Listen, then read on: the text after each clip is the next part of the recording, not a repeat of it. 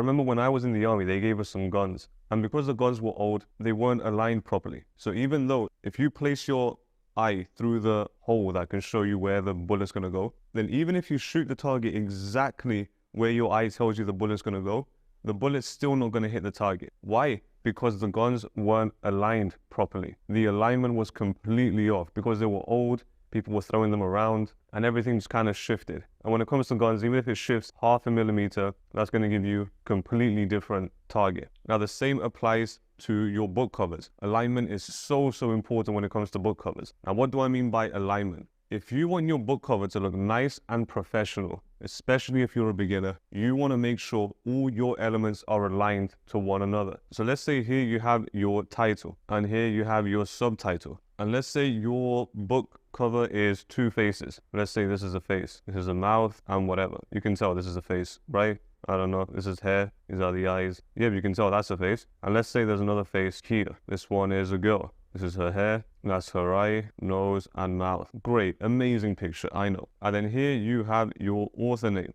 Let's say this is your book cover. Then if you take a look at the alignment of this book cover, you want your title. If I draw some lines like this going down, you can see this is where your title ends and starts. Now, your author, this is where it ends and starts. Your subtitle, this is where it ends and starts. And you see, they're not aligned to the cover. Because if I draw a line from top to bottom, there's nothing here that matches up. The author name doesn't match up with the subtitle lines, or the title doesn't match up with the subtitle lines. They're all not aligned correctly. So what would the cover look like if we did align it correctly? Well, we would have the title here. Let's say the title in the middle. We'll have the subtitle here. Let's say this is the subtitle. We'll still have the faces. I'm not going to draw the face again, but you understand that these 2 things are faces. And then you can have the author name here. So now if I take just one line, I can see that the title, the subtitle, and the face aligns to that line. The author name doesn't have to align because it's a smaller width, but that's okay. If your title and subtitle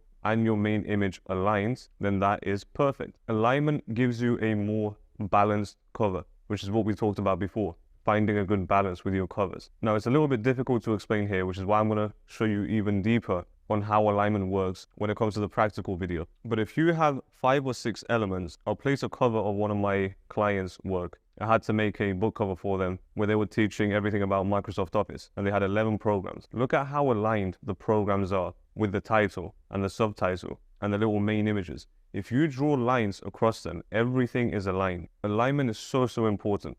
If your title is kind of like those titles which are kind of curved, so let's say your title is like this, this is title. Let's say it looks like that, and then you want a subtitle here on the bottom. If I draw a line like this, and let's say this was here and it was a line, you want your extra subtitle to align with this line. So you're going to place your extra subtitle somewhere here to align with this line. You're not going to place it under here to not align. You're not going to place it a little bit bent to not align, unless that's like the visual thing that you're going for. But alignment is super important. If you make sure everything in your cover, or at least most of the things in your cover, align, then that's going to give you a much more professional looking book cover. And if your book cover seems professional, then people automatically assume your book is professional. And if your book is professional also, then people buy your book.